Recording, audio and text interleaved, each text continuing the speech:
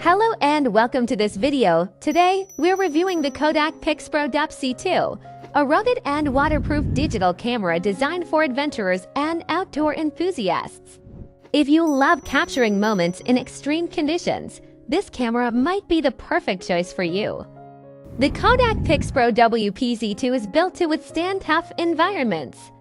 It's waterproof up to 15 meters 49 feet, making it an excellent option for underwater photography and videography. It's also shockproof up to 2 meters 6.6 feet and dustproof, ensuring durability in harsh conditions. Whether you're diving, hiking, or simply exploring, this camera is designed to keep up with your adventures.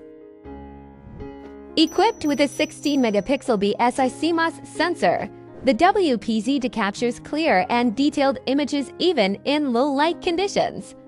It also supports full HD 1080p video recording, so you can document your experiences with high-quality footage.